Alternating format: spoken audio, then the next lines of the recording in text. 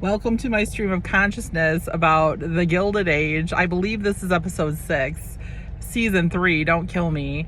I'm early to work, so I'm sitting in my car for a second, and I thought, you know what, I could at least get this video quickly done and upload it later if I need to. So anyway, yeah, I watched it a few days ago. And I have to say that I was happy about Bertha's advice and her tips for Gladys, and that she went to England, because it gave Gladys the confidence to say, you know what, I'm a MFN Duchess, and you're gonna like realize my position to Lady Sarah, because Lady Sarah, this hoe, okay, no. You gotta recognize this is not only your brother's wife and your family, she outranks you in the order of, you know, the class system in England. So you better recognize, okay? All right, also, I thought that Gladys Ortesa's performance was very good. She's really good at those little subtle facial expressions and mannerisms and nuances. I appreciate her performance of like how she wants to seem like she's polite, not be a shrinking violet, but does speak up, but still is so classy. That's the woman I want to be. Classy yet sassy. Okay, ladies. Anyways, thank you. I know I'm always full of beans. Okay, so Miss Scott is like this little suffragette. Okay, so if you don't know what women's suffrage is in the United States, it doesn't mean we're suffering, which we are always in this man's world. This women's suffrage movement is that we should be treated equally and have the vote.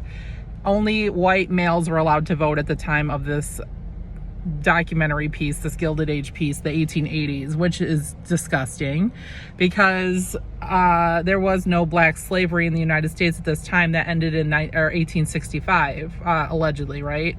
So what is happening? Yeah, Peggy deserves to vote too, and she is a independent, strong black woman who's out there making a career in journalism for herself in New York City, and she definitely is smart enough to vote. And I agree with her. I'm glad this is like something she's taking on.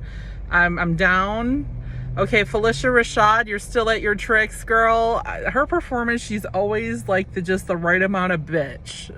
She's just like always has an attitude problem, always like knows everything, tells everybody how it should be. Her ideas about things are just awful, but she's like, this is who I am, you better like it, because I'm in charge. Like, how she plays this is so good, but it just gets under your skin. She's a master. It's amazing. Okay. I did not like how Marianne's portrayed in this episode. She, I feel, was more level-headed than this and would have asked Larry more details before writing a letter breaking up the engagement. Why are you doing this, girl? You know he loves you. You love him. You guys have been like flirting for 3 seasons. He finally asked you to marry him. He's been trying to get you to sneak kisses for like 2 years. And now that you're engaged, he goes out with some friends and you don't even know the whole story. You didn't even talk to him yet. And you go off, okay? Like, no, girl, like you're overreacting. Chill out. He's a businessman. He has to sometimes deal with like disgusting pig men and meet them for drinks and do stuff because it's business. So chill, okay? Chill, homie. All right, now I'm gonna tell you honestly, I have like 4 college degrees. They're all science-based. I feel like I'm really smart at like looking into the situation, reading between the lines. I'm still a little confused, I'm gonna be honest with you, of how they discussed this railroad land thing, and like they had to all go to like this house. I'm talking about Mr. Russell, and then his ex business partner associate was there, and he was basically trying to get the same business deal, and then had bad stuff written in the paper about Russell. I get that, because he's trying to get the people to invest in him instead, and him to get the deal. I get it. But like, I don't understand fully why they were all fighting over the same thing, or what happened, or why it was so hostile. I feel like there's a piece missing for me. Of course, the acting's superb and these guys are awesome. It seems like Mr. Russell, he's really portraying himself.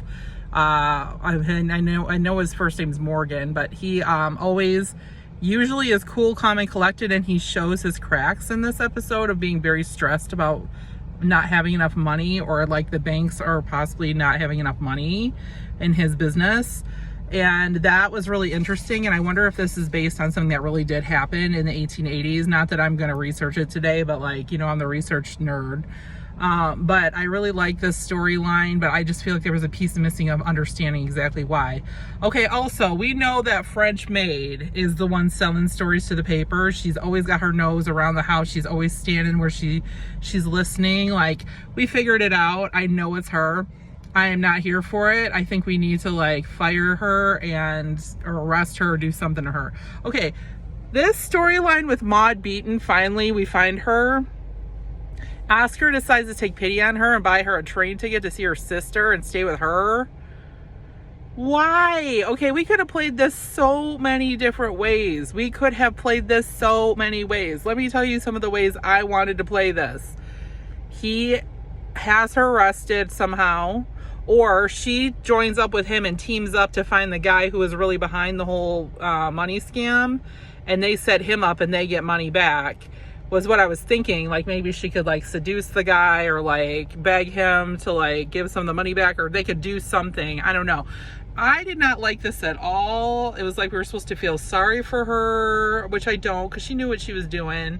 Even though she got screwed, she knew she was in on a money scam and she was stealing money from people. So I did not appreciate this storyline. Now, okay, why the heck, Gilded Age, did you, in front of our eyes, kill John Adams, the love of Oscar's life, who believed in him so much and always cared for him and loved him? Why did you do this to us? Why did you have him run over and right in front of his lover's face? Like, I am still in shock at this ending. That was so like out of left field, unexpected. I'm like hurt from it. I'm like, what did I just witness? What did I just see on the screen? Like, how? Okay, I don't even know where to go from there. Oh, I forgot to talk about